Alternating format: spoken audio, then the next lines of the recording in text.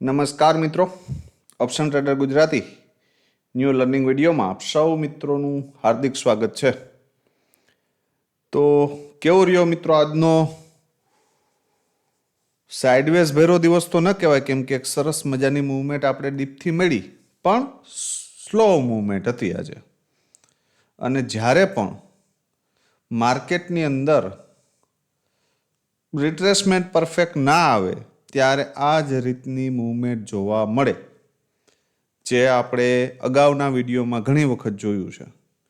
કે મેં એવું કીધું હોય કે ભાઈ માર્કેટને મારે અહીંયા જોઈએ છે, અને જો અહીંયા આવી જાય તો એક સારી એવી મૂવમેન્ટ મળી શકે, પણ જો તે અહીંયા ના આવે અને આ હાઈની ઉપર સસ્ટેન રહી જાય તો અહીંયાથી ફ્રેશ બાયર એક્ટિવ થાય નહીં. આ મગજમાં ક્લિયર જ રાખવું. હા, એક સેન્ટિમેન્ટ હતું કે ભાઈ 939ની ઉપર 2-15 મિનિટની કેન્ડલનું ક્લોઝિંગ આવી ગયું તો ડીપથી બાઇંગ આવી ગયું. બરાબર, આનાથી વિશેષ કાંઈ છે નહીં. અને લગભગ 26,022 સુધીના ટાર્ગેટ મળ્યા. ક્યાંથી? 920થી. તો 100 પોઈન્ટની મૂવમેન્ટ જે મિત્રોએ ડીપથી પકડી હશે ને એના માટે હતી. બરાબર. અને પ્રીમિયમના ચાર્ટની અંદર આપણે ક્લીન એવી ચર્ચા કરી હતી. આ 26,900નું પ્રીમિયમ, તમને કાલે એવું થતું હશે કે સાહેબે આજે ઇન ધ મનીનું પ્રીમિયમ કેમ સિલેક્ટ કર્યું છે, પણ જે આ પોસિબિલિટી તમે જોઈ રહ્યા છો ને અત્યારે, જે માર્કેટની મૂવમેન્ટ, એ મને કાલે દેખાતી હતી કે જો કાલે આ રેન્જની અંદર રહી જાય ને તો આઉટ ધ મનીના પ્રીમિયમ ઇન્ક્રીઝ થશે નહીં. એટલે મેં કોલનું પ્રીમિયમ ક્યું રાખ્યું હતું? તો કે ઇન ધ મની. સમજાય છે? અને ક્લીન શબ્દ કીધા હતા કે ભાઈ 2-15 મિનિટની કેન્ડલનું ક્લોઝિંગ જો 128ની ઉપર આવી જાય અને પછી તમને માર્કેટ ડીપ મળે, ક્યાં? તો કે 95થી લઈને 100 સુધી. અને એવું કીધું હતું કે આ જે મૂવમેન્ટ ગઈ છે ને એના 50% સુધી અહીં નીચે આવી જાય ને તો અહીંયાથી એન્ટ્રી કરી શકાય. બરાબર. અને 128 બ્રેક કરી દે ને તો 200ના ટાર્ગેટ માટે બેસી શકાય. પણ લગભગ 160 સુધીનો ટાર્ગેટ આપ્યો તો 60 પોઈન્ટ છે. બરાબર. 60 પોઈન્ટ એટલે ઓછા કહેવાય નહીં. અને હજી પણ એ લગભગ 43 પોઈન્ટ તો ઉપર જ છે. 1-2 મિત્રના મને એવા મેસેજ આવ્યા કે સર આ બ્લાસ્ટ ન થયું. ભાઈ બ્લાસ્ટ નથી થયું તો ડાઉન પણ નથી ગયું. બરાબર. એટલે આ મગજમાં ક્લિયર રાખવું. જ્યારે કોઈ પણ સેટઅપ ઉપર તમે વર્ક કરતા હોય ને તો એવું જરૂરી નથી કે એક જ દિવસમાં બ્લાસ્ટ થઈ જાય. એ બીજે દિવસે પણ થઈ શકે, પણ તમને મિનિમમ ત્યાંથી 30થી 40 પોઈન્ટ આપીને જાય. બરાબર. તો અહીંયાથી લગભગ 60 પોઈન્ટ અહીંયા આપ્યા છે. અને બ્લાસ્ટ ન થવા પાછળનું રીઝન એ છે કે આ પ્રીમિયમે પૂરેપૂરું રિટ્રેસમેન્ટ લીધું નથી. કેમ કે આપણે ફર્સ્ટ કન્ડિશન એ આપી હતી કે જો માર્કેટ તમને મોર્નિંગમાં 72થી લઈ અને 76 આ એરિયામાં ક્યાંય પણ સપોર્ટ લેતું દેખાય ને તો આમાં બેસ્ટ એન્ટ્રી બનશે. અને પછી ઉપર જાય, પછી 2 કેન્ડલ ઉપર ક્લોઝ કરે ને ફરી ડીપ આવે ને તો અહીંયાથી બ્લાસ્ટ થઈ શકે. બરાબર. પણ આ કન્ડિશન તમને ખ્યાલ હોવી જોઈએ. અહીંથી ડાયરેક્ટ જાય તો અહીંયાથી ડાયરેક્ટ બ્લાસ્ટ થઈ શકે નહીં ભાઈ. પણ તો એ તમને સારા એવા પોઈન્ટ આપ્યા છે. બરાબર. કેટલા મિત્રોએ આ મૂવમેન્ટ કેપ્ચર કરી છે કોમેન્ટમાં જણાવજો. પીઈનું પ્રીમિયમ જોઈ લે કે ભાઈ પીઈના પ્રીમિયમમાં શું થયું છે. હવે પીઈના પ્રીમિયમમાં ક્લીન ચર્ચા કરી હતી કે ભાઈ આ પ્રીમિયમ કોની ઉપર નીકળે તો કામનું છે? 75ની ઉપર, સોરી 35ની ઉપર. 35ની ઉપર એમાં પણ કન્ડિશન આપી હતી કે એક વખત ઉપર જાય, અહીં ક્લોઝ કરે અને ફરી ડીપ આવે ને તો ઓપોર્ચ્યુનિટી. પણ આ પ્રીમિયમ ક્યાં ઓપન તો કે ડાયરેક્ટ 20ના લેવલની નીચે. બરાબર. તો પછી આ પ્રીમિયમમાં કાંઈ લેવાનું હતું નહીં ભાઈ. તો આની અંદર એટેમ્પ્ટ મારી શકાય નહીં. બરાબર. સેન્સેક્સ ઉપર જોઈ લઈએ કે ભાઈ સેન્સેક્સના કોલના પ્રીમિયમમાં શું થયું છે. અને ત્યાર પછી આપણે જોશું તો કે નિફ્ટીના પ્રીમિયમ કે ભાઈ એની અંદર આવતીકાલે શું થઈ શકે.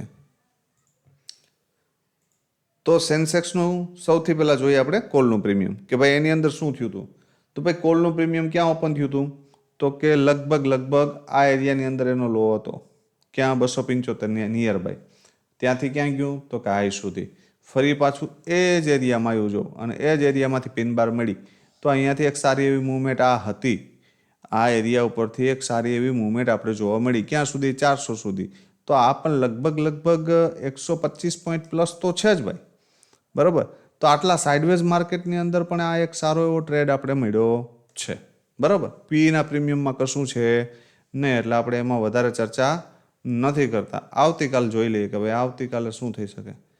હવે આવતીકાલ પણ મહત્વની આ મોટી રેન્જ છે, કેવી? 26,040 લઈ અને 25,907. તો ભાઈ આ 140 પોઈન્ટની રેન્જ છે. કેટલી? 140 પોઈન્ટની. હવે મારા મત મુજબ જો કાલે પણ આ એરિયામાં ટાઈમ પાસ કરી જશે ને તો કાલે પણ આવી સિચ્યુએશન જોવા મળશે. તો એકાદી ઓપોર્ચ્યુનિટી એવી મળશે કે ચલો ડીપ આવ્યું તો અહીંયાથી બાય બનશે અને ટોપ ઉપરથી સેલ બનશે, આવું થઈ શકે.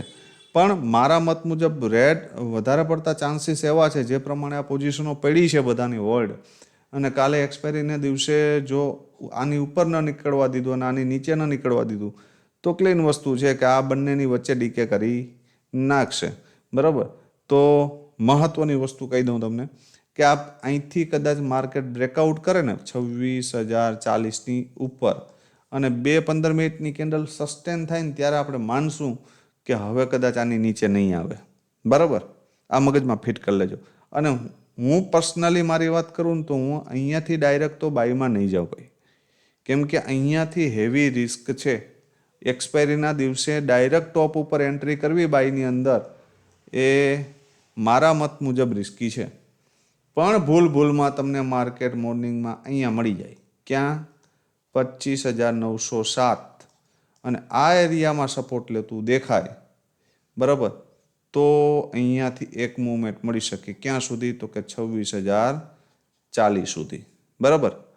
તો એક સરસ મજાની મૂવમેન્ટ અહીંયાથી મળે. બરાબર?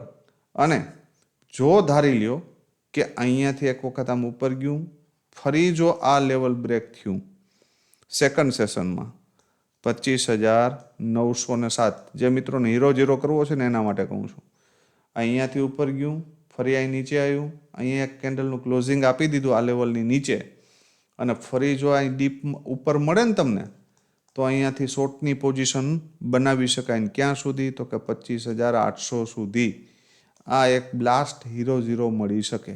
આ યાદ રાખજો ડાઉન સાઈડ માટે. પણ કન્ડિશન એ છે કે એક વખત ક્યાં આવે? તો કે ડીપ. અહીંયાથી ક્યાં જાય? તો કે ઉપર. અહીંયાથી શું આવે? તો કે રિજેક્શન.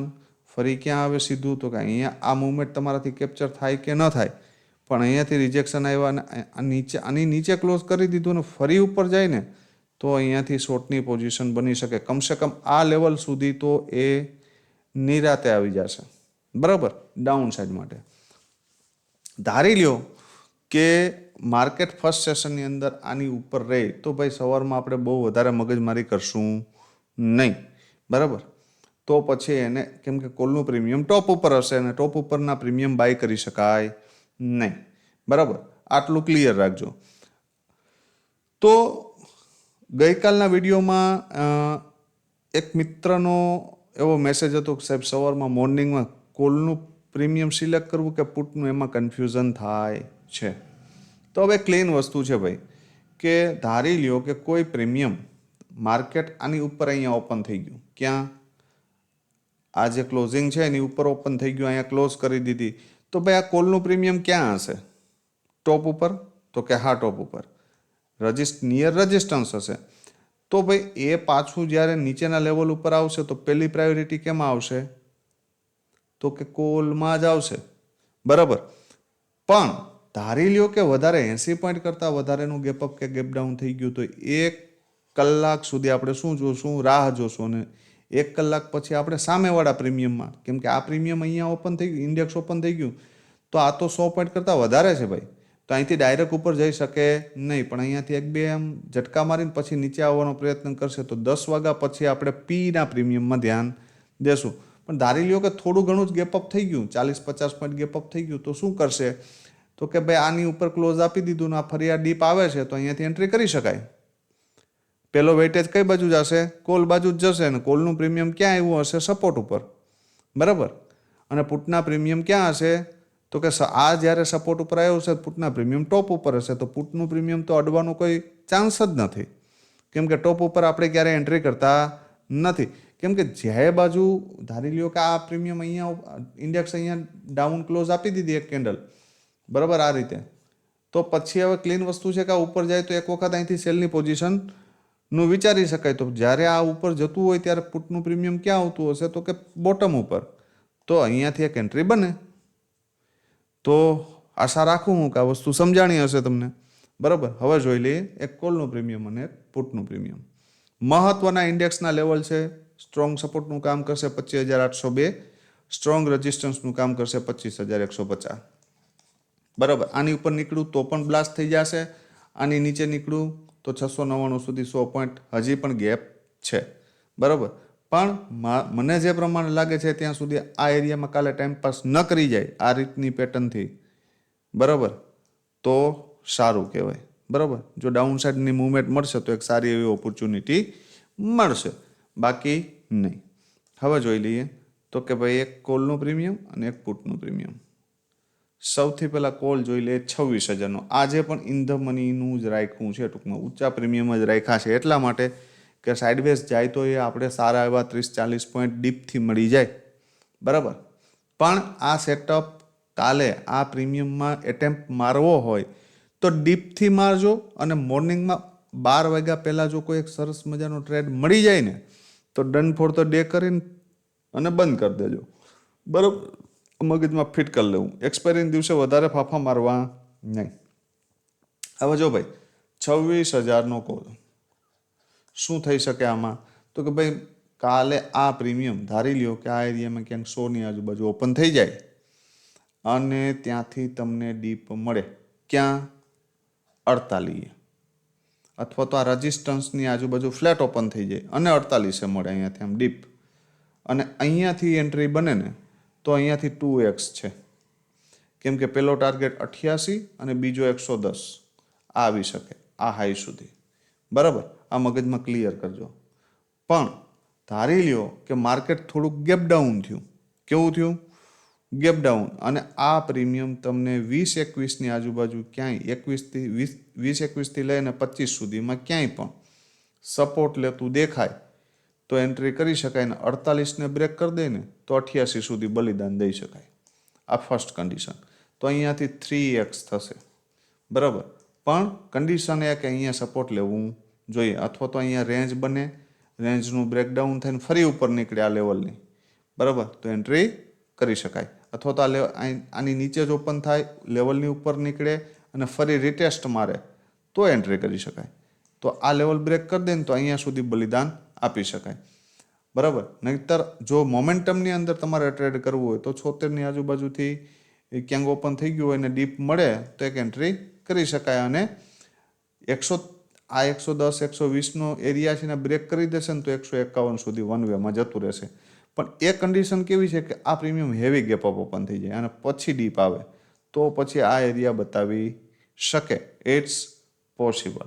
આ મગજમાં ફિટ કરી લેજો. 151ની ઉપર આ નીકળું તો પછી 221, 267 આવી શકે, એમાં કોઈ શંકાને સ્થાન નથી. પણ આપણે વધારે વિચારશું નહીં. 2x થઈ જાય એટલે ઘણું કહેવાય. બરાબર. 21ની નીચે આ પ્રીમિયમને આપણે ડાયરેક્ટ હાથ અડાડશું નહીં જ્યાં સુધી રેન્જનો બ્રેકડાઉન અને ફરી પાછું ઉપર ન નીકળે ત્યાં સુધી. બરાબર. હવે જોઈ લઈએ આપણે પુટનું પ્રીમિયમ કે ભાઈ એમાં શું થઈ શકે. પુટ પણ કયો છે તો કે 26,000નો પી. હવે ભાઈ આ પ્રીમિયમની અંદર સરસ મજાની ઓપોર્ચ્યુનિટી ક્યારે મળે કે મોર્નિંગમાં જ. કેવું? મોર્નિંગમાં જ એક 15 મિનિટની કેન્ડલનું ક્લોઝિંગ ધ્યાનથી સાંભળજો, 71ની ઉપર આવી જાય. શું થાય? 71ની ઉપર આવી જાય. બરાબર. અને પછી એ તમને આ 57ની નિયર બાય ક્યાંય પણ સપોર્ટ લેતું દેખાય, બરાબર, તો એન્ટ્રી કરી શકાય. અને 71ને ફરી બ્રેક કરે ને તો જે હાઈ માર્યો એ પહેલો ટાર્ગેટ અને એના પછી 110 સુધી જઈ શકે. બરાબર. અને આનાથી ઉપર જાય તો 137 એન્ડ 166 સુધી પણ પોસિબલ છે. પણ આ બધા ટાર્ગેટ માટે સ્ટેપ બાય સ્ટેપ જાજો. પણ અહીંયા સુધી તો આપણે આશા રાખી શકીએ 110 સુધી. તો 52થી 110 એટલે 2x થાય, અને 2x ઓછા કહેવાય નહીં. અને એનાથી ઉપર જે જાય એ આપણા માટે જેકપોટ. બરાબર. આ ફર્સ્ટ કન્ડિશન. સેકન્ડ કન્ડિશન કે મોર્નિંગમાં આ જ એરિયામાં ક્યાંક ઓપન થઈ ગયું ડીપ જ, બરાબર, તો અહીંયાથી એન્ટ્રી કરી શકાય સપોર્ટ લેતું દેખાય તો. અને જો 71ને બ્રેક કરી દે ને તો વન વેમાં જેટલું જાય એટલું જવા દેવાનું, અને ફરી ડીપ પાછું લેવા મળે ને તો ફરી પણ મોકો છે, અને પછી પાછું 71 ને બ્રેક કરે ને તો સ્ટેપ બાય સ્ટેપ 137 સુધીના ટાર્ગેટ મળી શકે. ઇટ્સ પોસિબલ, એમાં કોઈ નવાઈ નથી. તો શું કર્યું આજે આપ સૌ મિત્રોએ? પ્રોફિટ કર્યો છે, લોસ કર્યો છે, ઓવર ટ્રેડિંગ કર્યું છે, ટ્રેપ થયા છો, શું થયું છે એ જરા મને કોમેન્ટમાં જણાવજો. અને આપ સૌ મિત્રો રેગ્યુલર દિવસમાં કેટલા ટ્રેડ કરો છો એ કોમેન્ટમાં જણાવજો, એટલે જેથી કરીને નેક્સ્ટ વિડીયોમાં આપણે દિવસમાં ખરેખર કેટલા ટ્રેડ કરવા જોઈએ ને એ કવર કરવાનો પ્રયત્ન કરશું. બરાબર. અને જે બે ચાર મિત્રોએ જે મેસેજ કર્યા હતા કે ભાઈ મોર્નિંગમાં કન્ફ્યુઝન થાય છે, તો આશા રાખું છું કે આ વિડીયોની અંદર એને થોડુંક આવતીકાલથી સરળતા રહેશે. અને ન સમજાણું હોય હજી તો ફરી કોમેન્ટ કરજો, તો આપણે આવતીકાલે ફરી વ્યવસ્થિત સમજાવવાનો પ્રયત્ન કરશું. બરાબર. વિડીયોને વધુમાં વધુ મિત્રો સુધી, આપણે ગુજરાતી ભાઈઓ સુધી શેર કરજો, લાઈક કરજો વિડીયોને, અને ચેનલને સબસ્ક્રાઈબ ના કરી હોય તો કરી દેજો. બરાબર. તો આવતીકાલે ફરી મળીશું નવા વિડીયોમાં. ત્યાં સુધી જય માતાજી, હર હર મહાદેવ.